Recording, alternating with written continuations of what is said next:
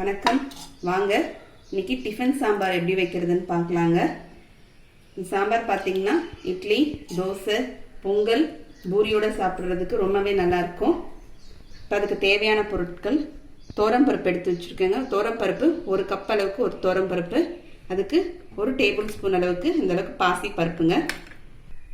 பெரிய வெங்காயம் இந்த சைஸில் 1 வெங்காயங்க, 2 தக்காளி பழம், 1 பச்சை மிளகாய், 1 உருளைக்கிழங்கு, 1 கேரட், 2 கத்திரிக்காய்ங்க. இப்போ ஸ்டவ்வில் பேன் வச்சுருக்கேன். பாசிப்பருப்பை லேசாக வாசனை வர வரைக்கும் வெறுமனே வறுத்துடலாம். ட்ரை ரோஸ்ட் பண்ணிக்கலாம்.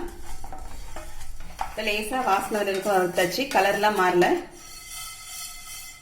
இதை ஆஃப் பண்ணிவிட்டு பருப்போடவே சேர்த்துட்டு நம்ம கழுவிட்டு காயெல்லாம் கட் பண்ணிட்டு வந்துட்டு பார்க்கலாங்க. பருப்பை கழுவி எடுத்து வச்சுட்டேங்க. இப்போ காயெல்லாம் கட் பண்ணிட்டேன். இப்போ ஒன்று ஒன்றா சேர்த்துக்கலாம். வெங்காயம்,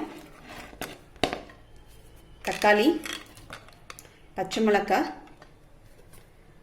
கேரட்டுங்க, உருளைக்கிழங்கு கட் பண்ணி தண்ணியில் போட்டு வச்சுருக்கேங்க, கத்திரிக்காவும் நம்ம கட் பண்ணி தண்ணியில் போட்டு வச்சுட்டு எடுத்துக்கலாம், கருக்காமல் இருக்கும். இது கூடவே ஒரு 1/4 ஸ்பூன் அளவுக்கு மஞ்சள்தூளுங்க, 1 ஸ்பூன் சாம்பார் மிளகாத்தூள். நான் சாம்பாருக்கு குழம்புக்கெல்லாம் ஒரே மிளகாத்தூள் தாங்க யூஸ் பண்ணுவேன். உப்பு, கல் உப்புங்க தேவையான அளவு. இப்போ தண்ணி சேர்த்துடலாங்க.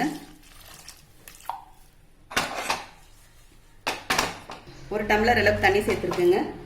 இப்போ குக்கரை மூடிடலாம். நம்ம 4-5 விசில் கொடுத்துட்டு பார்க்கலாம். இந்த அளவுக்கு புளி எடுத்து வச்சுருக்கேங்க.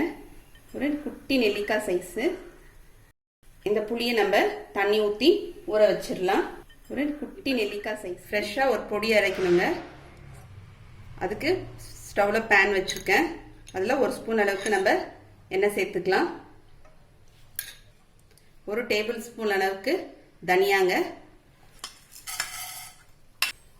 2 காஞ்ச மிளகா, 1 ஸ்பூன் கடலைப்பருப்பு, 1/2 ஸ்பூன் ஜீரகங்க, ஒரு 10 வெந்தயங்க. இது எல்லாத்தையும் நல்லா நம்ம வாசனை வர வரைக்கும் வறுத்துக்கலாம். இந்த மாதிரி நம்ம ஃப்ரெஷ்ஷாக பொடி அரைச்சி போட்டோம்னா டிஃபன் சாம்பாருக்கு ரொம்பவே நல்லா இருக்குங்க.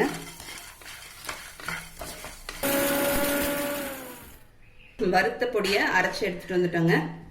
இப்போ நம்ம 4 விசில் வந்தோடனே ஆஃப் பண்ணிட்டேன். ப்ரெஷர் போயிடுச்சு. நம்ம ஓப்பன் பண்ணிடலாம். இப்போ எல்லாம் நல்லா வெந்திருக்குங்க.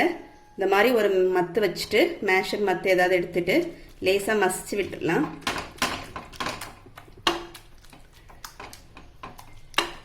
இப்போ மசிச்சுட்டேன். இப்போ நம்ம ஸ்டவ் ஆன் பண்ணிக்கலாங்க. ஆன் பண்ணிவிட்டு நம்ம தண்ணி சேர்த்துக்கலாம். இப்போ இந்த புளி கரைச்சி வச்சுருக்கோம் இல்லைங்க, அந்த புளி தண்ணியை சேர்த்துக்கலாம். கரைச்சி தண்ணி மட்டும் வச்சுருக்கேன். இப்போ இந்த சாம்பார் நல்லா கொதிக்கிட்டங்க. ஒரு புளி தண்ணி வேற விட்டுருக்கோம். அதோடைய பச்சை வாசனை போகிற அளவுக்கு நமக்கு கொதிக்கிட்டோம். ஒரு 6-7 நிமிஷம் நல்லா கொதிக்கிட்டோங்க. நான் அந்த பக்கம் மாற்றிடுறேன்.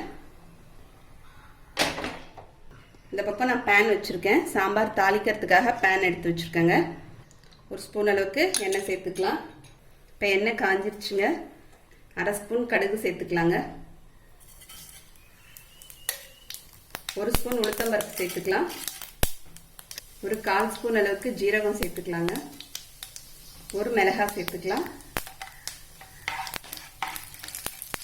இப்போ கடுகு சீரகம்லாம் நல்லா பொரியுது. இப்போ ஒரு 15 போல சின்ன வெங்காயம் தோல் உரிச்சு, நான் சின்ன சைஸ்ல இருக்கிறதுனால முழுசா வச்சிருக்கேன், அதை சேர்த்துக்கிறேன்.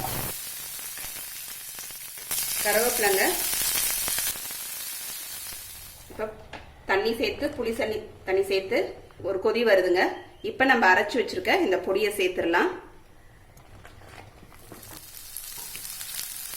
கொஞ்சம் பெருங்காயம் சேர்த்துக்கிறேங்க.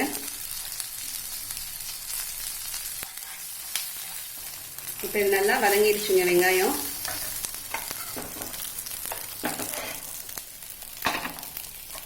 சாம்பார் கொதிக்கும் போது நம்ம தாளிச்சு வச்சிருக்கிறத இதில் சேர்த்துடலாம்.